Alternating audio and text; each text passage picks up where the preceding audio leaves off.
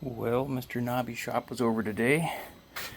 I did some work on the Beta, oil and gearbox, air filter, adjusted the sag, but we got this dirty girl all cleaned up after the long ride.